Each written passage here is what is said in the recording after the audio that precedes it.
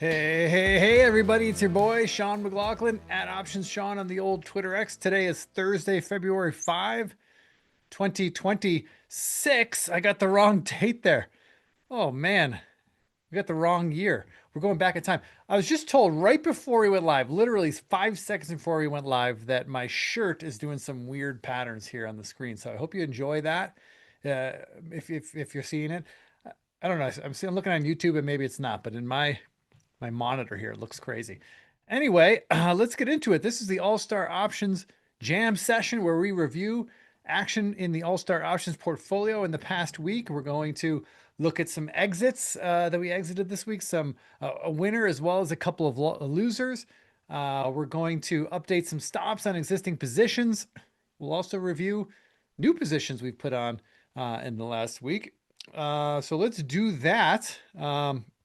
But before we do that, we're not going to do this every week, of course, because it doesn't happen every week. But when it happens in a week of an All Star Options Jam session, I think it's worth shouting out the performance of the All Star Options portfolio. We made a new all time high again yesterday. As of yesterday's close, new all time high. This is the performance of the portfolio since the beginning of last year. So this is 13 months now since we started officially tracking the performance of the All-Star Options portfolio. And we started this account with basically a $100,000 account, and we've more than tripled it. And really, the triple came since April, since the tariff tantrum lows. We've more than tripled the account. And this, by the way, is risking no more than 2% of my equity on any one trade. It dynamically updates, of course. So as the account grows, position sizes grow, but the percentage size never changes. It's no more than 2% of the account equity on any one trade. So for those of you who are subscribers to All Star Options and you've been here for a while and you've taken all the trades, well, your equity curve looks a lot like this. Congratulations. You're doing really, really well. All right, let's talk about, you know, how did that happen? How are we still doing so well? Well, the S&P 500 is off 3 days in a row now. We made all-time highs last week. We've been giving some back. Volatility has been rising. People getting spooked a little bit. It's a little bit more dramatic when you pull up the Qs. Qs kind of looking like they're about ready to break some support here, which is concerning. If we bring up the IWM, not as bad, still above its 50-day moving average. But you can see it at least on the index level, stocks are coming back.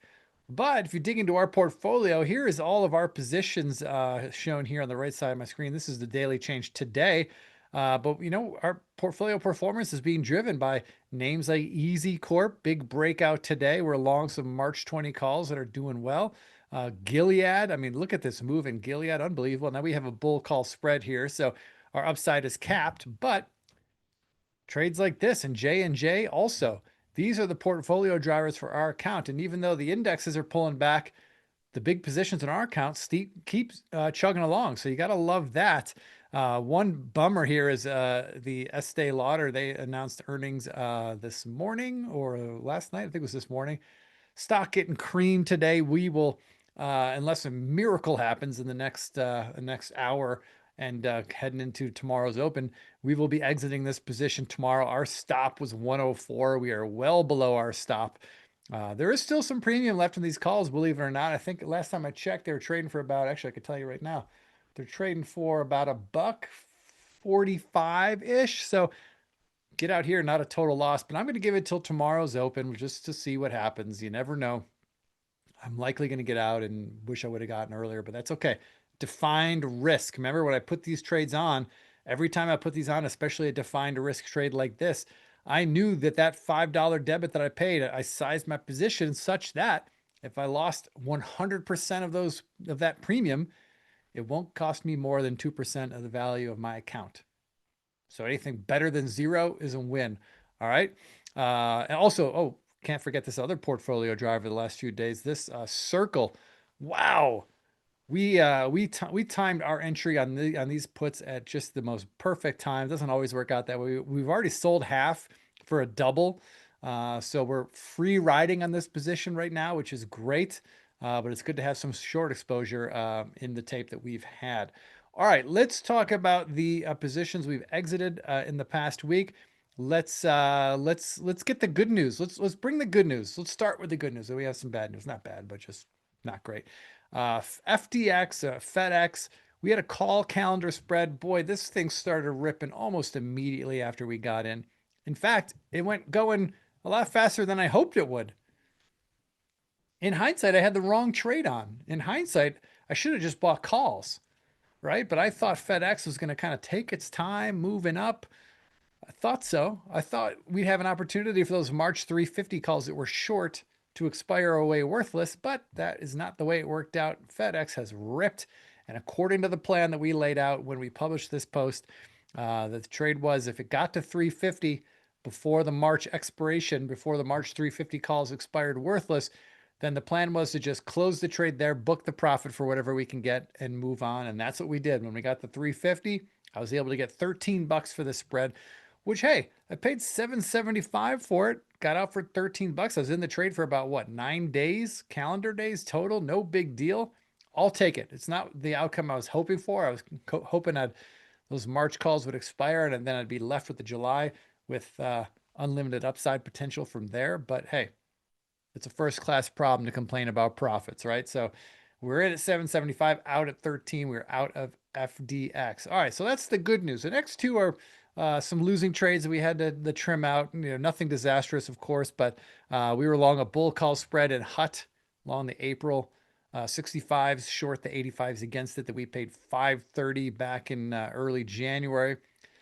Didn't really, the stock never really went anywhere for us. It teased us a little bit here on January 28th, where we thought we'd have a breakout, quickly reversed. And then the trading action of the last 2 days confirmed that we were early or wrong. Either way, we won out. Once we closed below 55 yesterday, I exited this trade this morning. I got 280 for it. Not bad, right? We paid 530, got out at 280. Not bad. We'll take it. And next up, Tesla. Also, we got out of that one this morning. This was also a bull call spread long the May 480s, short the 500s. We actually just got into this trade last week, but the market had other plans. Once we got below 420, that was the signal to get out, and I exited this trade also at the open, and I got 360 for it. Not a terrible loss. These are flesh wounds, no problem.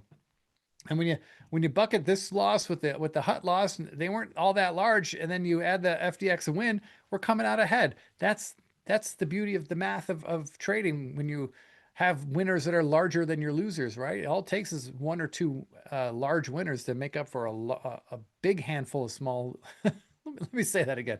It only takes a couple of big winners to make up for a whole lot of small losers, and that's the name of the game here. All right, so that's the action. Those are the trades that have closed this week. We do need to update some stops. We have a few to update. Let's get right into it. These are positions. Some of these are positions that are performing very well for us, and we want to start at least protecting some profits here. The market is getting extended. Certain names are getting extended, so we want to lock in as best we can profits. Now, the nice thing on this Valet is that we've taken some off the table at 16. I've talked about this in various forums over the last couple of weeks, but I accidentally sold half of this position. I didn't mean to sell half. At least according to my plan, I should have sold a partial just to pay me back my original investment so that I had a free ride and then hold the rest to see where it goes. Well, I sold half, so I sold more than I originally had planned to, but no regrets. I locked in some profits, feeling good about that. We bought these for 75 cents. I sold half of my position at 440, so I'm a guaranteed winner. Maybe you did the same. If you did, congrats to you. But I want to keep riding this thing. There's no reason to get out of this, but I am going to move my stop now to 1350. I could probably be a little bit even more aggressive than that, but these options have until December, so 11 months from now. So I don't need to trail that stop too aggressively. But we're going to move it up to 1350 now in Valet. All right, next up, Schwab. We are along the June 110 calls. This thing is just not really getting going for us. So I'm starting to run out of my patience on this trade. So I've raised my stop to the even 100 level. I don't want to see Schwab get close below 100. If it does, that's my signal that I just don't think this thing's going to work. So that's my stop now in Schwab, 100 even. Okay, next up, J&J. Boy, this thing just keeps chugging along. I am blown away by this stock. I never would have imagined when I bought these March 190 calls back in August that this would have this kind of a move. I was bullish, of course, and I was optimistic that we would make some money, but I honestly did not think we would have the run that we've had, and it really is showing no signs of stopping. But I am going to raise my stop now to 210. I don't want to see J&J get below 210. If it does, that'll be my signal to get out and book profits, assuming we can get out somewhere around 210. We'll still have profits in this trade, very nice profits. But this has been a big portfolio driver for us for the last 4 months. Really, one of the names that's highly responsible for the account being at all-time highs right now. Same with Gilead. This one too. Well, no, this one's helping, but not to the extent that J&J is, because this is a bull call spread. Our upside is capped. But I'm raising my stop now to 130. I would hate to see Gilead get back below 130. That would be a bearish development for this trend. That would show me that this breakout is fake and is being reversed. So right now, my stop in Gilead is updated to 130. And by the way, this is a bull call spread. The most this spread can be worth is 30 bucks. That's the distance between the 130 calls that I'm long and the 160 that I'm short. So that 30 bucks, that's the most the spread could be worth. I've got a limit order to sell this thing at 24 if it gets there. We still got some work to do to get to 24 bucks, but that's my limit order. That's where I'll get out. At that point, that's 80% of the full value of the spread. I'm not willing to risk all 80% that I got to capture that extra, 10, 15, 20%. All right, and finally, the last update is EZPW. We were just talking about this earlier. I'm raising my stop now to 21. I don't want to see EZPW, that's EZ Corp, get back below 21. That would not be good for my feelings about this stock. All right, so 21 is the new stop in EZ Corp. All right, let's bring up the updated stops screenshot for you. There it is. If you guys, I know some of you like to take that screenshot, please take it and share it in the chat if you would. Now let's go into the new trades that we've put on since we last spoke. One of them we got in and we've already been stopped out. That was the Tesla trade that we were talking about. Sorry, new trades. Here we go. This Tesla trade, we've already been stopped out. So that was short-lived. Wah, wah. We're moving on. The other new trades we've put on is KMI. This is Kinder Morgan. We put a bullish bet here on in Kinder Morgan. And ladies and gentlemen, if you're watching the All-Star Options Jam session for the first time, let me be the first to tell you that if you want the details for these trades, we write a detailed trade plan for every trade that we publish in All-Star Options. The trade plan tells you what the setup is, why I like it, what option strategy I'm using, how I'm managing risk, where I'll stop out, where I may take profits along the way, where I may make adjustments if necessary. All those details are available for every trade, and they can be found at allstarcharts.com. Head to the members section, head to the options section. You'll get detailed trade plans there. If you're not involved in All-Star Options, get involved. The link is in the chat right there at the top. You can get involved. We'd love to have you be part of the community. We also have a live chat room where everybody talks about the positions, talks about the trades, talks about the markets, makes jokes, makes everybody feel good, help each other out. It all happens in the All-Star Options chat room 24/7. Love to have you there. So KMI, we put a bullish trade on KMI. Again, details on the blog. And the other new trade, just put this one on yesterday. Ooh, boy, it's testing my patience. It's AMD. I put on a bullish trade on AMD. It's not an aggressively bullish trade. Really, I'm just making the bet that it's not going to fall much further from here. And my patience is getting tested here. I got to stop at 187. So we may be out of this one really quick.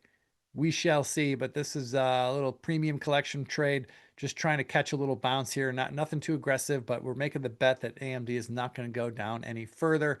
Again, the details for this new trade can be found at allstarcharts.com.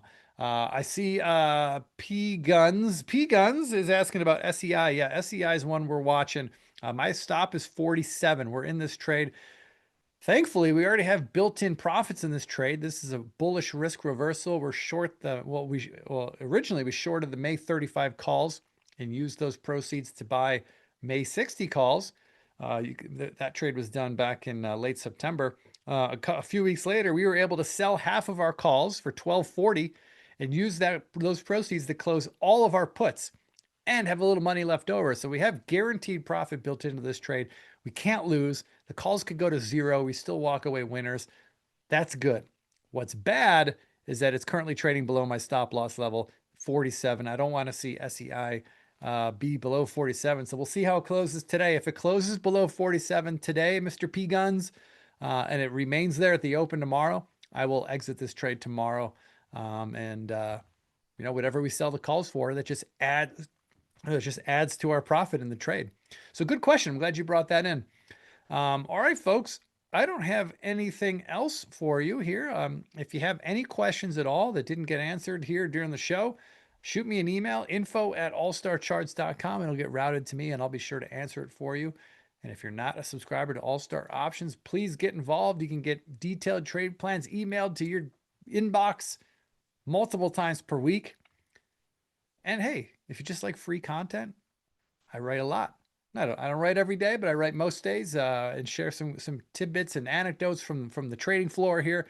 Everything that I'm doing, the things I've learned. Look, I've been doing this for 27 years, and maybe I know a thing or two. It's up to you to decide. Free newsletters right there. You can find the link. That link is also in the chat there and in YouTube, so you can just click on it and please get involved. Love to have you in there. All right, folks, have a great rest of your trading day. Hang in there. It's still a bull market until proven otherwise. That might be proven otherwise soon. We'll see. Anyway, have a great weekend. If you getting your weekend started early, I'll see you next week. Be good. Be good out there. Take care. Bye-bye.